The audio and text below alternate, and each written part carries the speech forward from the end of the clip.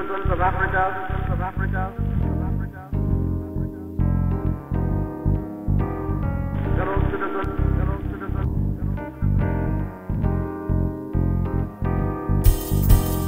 fellow citizens of Africa, citizens of Africa, fellow citizens, fellow citizens.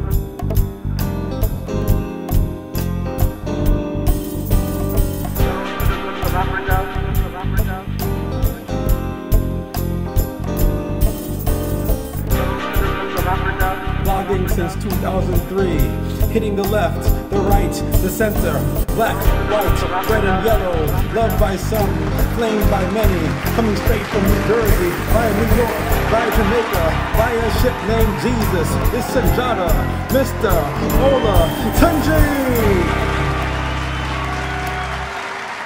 Welcome to Garvey's Ghost TV, November 22nd, 2010. In the news, TSA controversy. The TSA has been installing new and improved body scanners which use X-rays to show a relatively detailed picture of your body in order to see any contraband. Those opting out of the radioactive scan are subject to invasive body searches which include breast, buttocks, and groin examinations.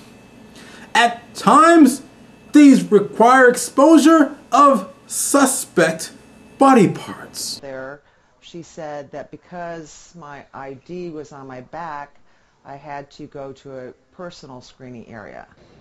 Hand on my breast and said, "What is this?" And I said, "It's a prosthesis because I've had breast cancer." And she goes, "Well, you'll need to show me that."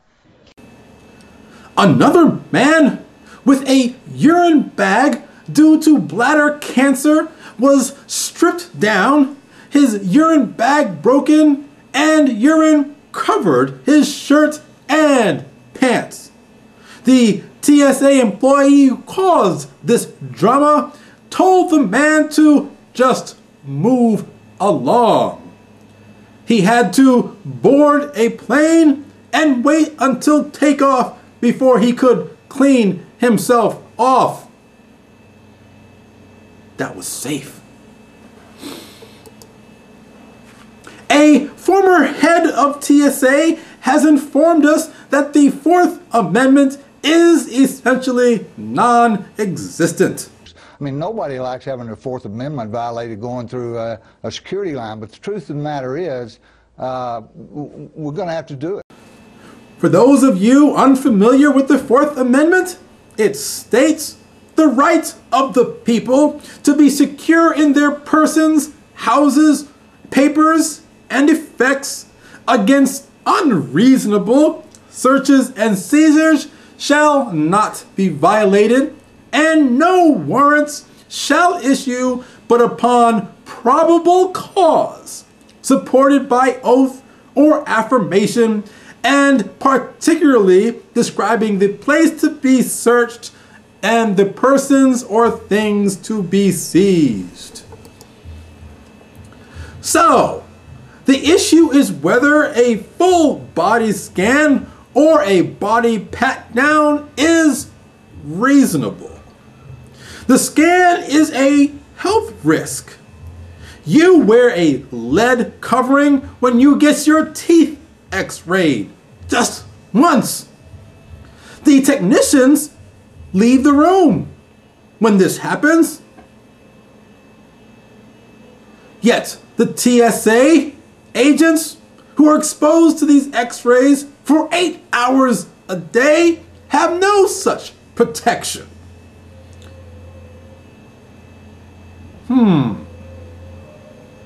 Now, the reason for the drawers check is because of the Christmas bomber. But here's the problem. The Christmas bomber was known. He was allowed to fly because the government decided they wanted to see who else he was working with. So it wasn't a failure of TSA screening. It was a known act much like 9/11. Of course, you can still be killed by a bomb waiting to go through TSA screening, perhaps at the departure ticket place, the baggage claim, the taxi stand, the train, the subway, Times Square, or any given mall. Places you're more likely to be than on an airplane. But at least if you fly, you are safe. Which leads us to another question.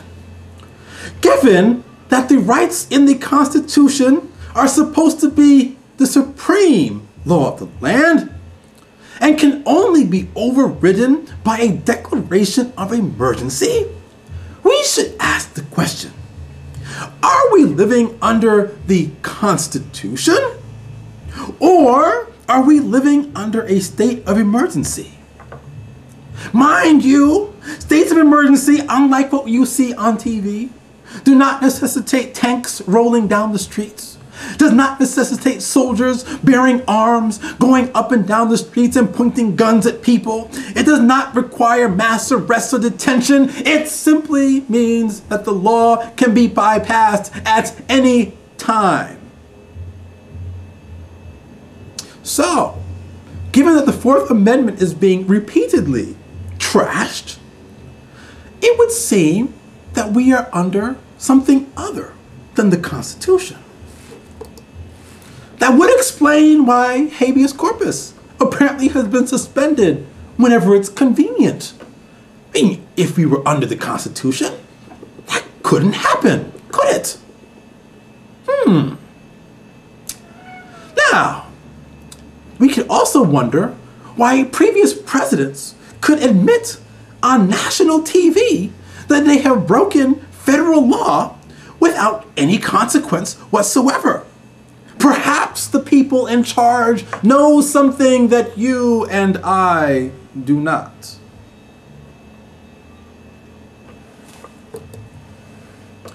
Moving on, Sarah Palin has managed to write another book.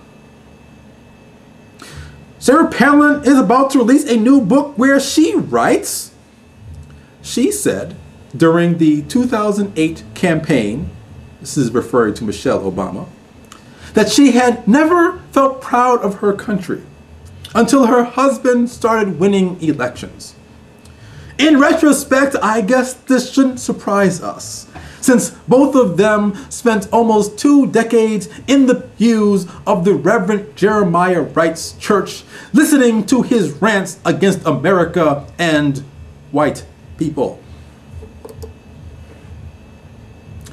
There is no word on whether Sarah Palin's commentary on white Americans who have lost pride in their country since Obama became president, or since the Civil Rights Act were passed, or the overturn of Plessy versus Ferguson, or the end of the Civil War, or the emancipation. You get my point.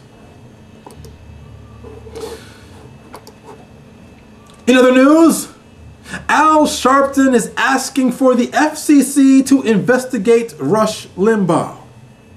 Last week, Al Sharpton said he thought that the FCC ought to investigate Rush Limbaugh for his maligning of people on the public airwaves. In related news, kids have been reported going to their mothers complaining that their little sisters have been calling them names.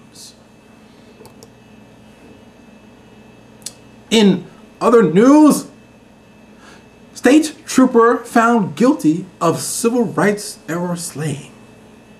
James Bernard Fowler, age 77, entered a plea of misdemeanor second-degree manslaughter of Jimmy Lee Jackson of Marion, Alabama.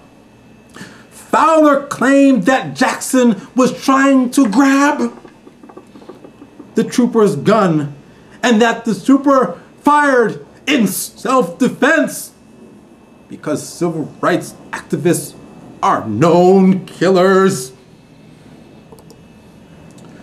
Fowler's plea was modified from his earlier statement that he was actually reaching for his taser, otherwise known as the Oakland defense. Proving once again that dogs are valued more than black men in America, Fowler received a sentence of 6 months. In other news, black police chief is under fire. Agatha Gilmore, age 53, took over as Lake City, Florida police chief last fall after the previous chief left due to racist emails. Officers who found themselves under this new command posted anonymously to a website that read in part, "Are you going to make us cater to the black areas because they support you?" This was a post by someone calling themselves LCPD vet, and continues saying, "Chief, do us all a favor and take your black ass back to Tallahassee." Strong words from a police officer. Apparently, upon questioning, they found that the white officers objected to being told that they were not able to harass, accidentally tase, beat down, and illegally search black residents. The latter being the straw that broke the LFPD back. In religious news, a black pastor from New Jersey bans Facebook for his congregation. The Reverend Cedric Miller has ordered his flock to delete their Facebook accounts in order to avoid the temptation of cheating with the varied hotties found there. It has been discovered that the pastor, his wife, bypassed Facebook altogether and hooked up with another church member and his wife regularly after extensive Bible study. There has been no word if Bible study has been curtailed at that church, given the clear link between extended sessions of Bible reading and sex. Apparently, the couple would even enjoy the assistant's wife. Seems to me that this was all consensual and upfront. How is that cheating? I think the pastor is simply ashamed of having an interesting, though unusual, sex life. Word is, this past Sunday, this pastor has announced that his members shall no longer have sex in any other position than missionary. Every other week, and with enough clothes on to only allow the act in question. He also reportedly set a time limit for the durations of such sessions so that the members do not get too carried away. This has been Garvey's Ghost TV, November 22nd, 2010. I'm Mr. Tunji. Ting and ting and ting.